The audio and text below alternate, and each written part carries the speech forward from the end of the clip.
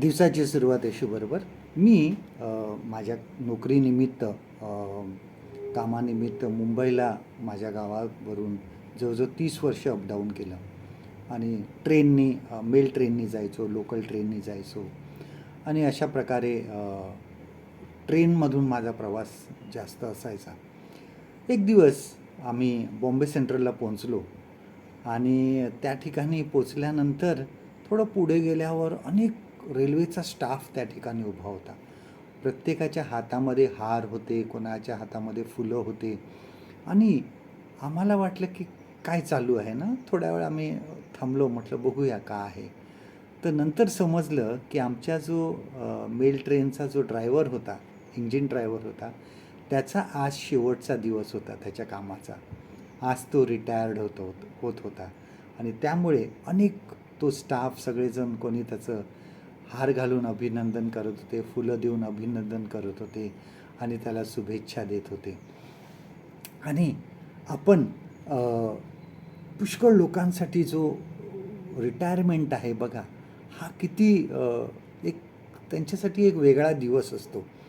आणि पुढील काही दिवसामध्ये आता आपल्याला काय करायचं, मग ते प्लॅनिंग करतात की आता आयुष्यभर आपण नोकरी केली, चला माझं काम काहीतरी लिखाणकाम राहिलेलं आहे, माझं वाचायचं राहिलेलं आहे, आता भारतामध्ये अनेक राज्यामध्ये जाऊन मला फिरायचं आहे, अनेक ठिकाणं मला बघायची आहे, जी कामाच्या ह्या सर्व दिवसामध्ये आयुष्यामध्ये मला काही करता आलं नाही, ती मी आता करणार आहे. कोणी कोणी असं म्हणतं की आता मी स्वतःसाठी जगणार आहे. आयुष्यभर मी नोकरी केली, सगळं केलं, पण आता मला स्वतःसाठी जगायचं आहे, असं पण लोक रिटायरमेंटनंतर बोलतात. परंतु आपण जे विश्वासणारे आहोत त्याविषयी रिटायरमेंट म्हणजे काय? एक सुवार्थिक होता, तो ज्यावेळेस त्याच्या कामामधून रिटायर झाला, निवृत्त झाला, त्यावेळेस त्यांनी काय सांगितलं? तो बोलला की ज्यावेळेस मी रात्री झोपायला माझ्या बिछाणावर पडेल त्यावेळेस मी रिटायर्ड असेन आणि दुसऱ्या दिवशी जर देवाची इच्छा असेल तर तो मला उठवेल आणि मी त्याची सेवा करेन.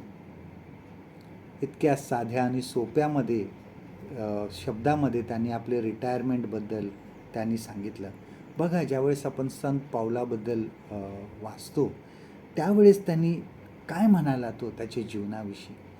तो त्याच्या जीवनाविषयी असं म्हणाला की ख्रिस्त हे जगणं आणि मरण हा लाभ आहे. बस एवढंच, जीवन जगायचं आणि ते सुद्धा देवासाठी जगायचं. त्याच्या जीवनामध्ये अनेक संकट आली, अनेक त्रासाला त्याला सहन करावं लागलं, पण तो पुढे आणि पुढे जात राहिला. कधी त्यांनी रिटायरमेंट घेतली नाही. आपण जोपर्यंत जिवंत आहोत तोपर्यंत देवाचं काम करीत राहा. आपल्यासाठी रिटायरमेंट नाही, देवाच्या सेवकांसाठी रिटायरमेंट नाही.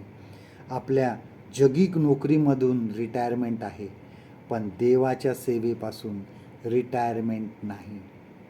आजचं देवाचं वचन आपल्यासाठी हे आहे, फिलिपियकरास पत्र ह्याचा 1 अध्याय आणि 21 वचन. Philippines chapter 1 and verse 21.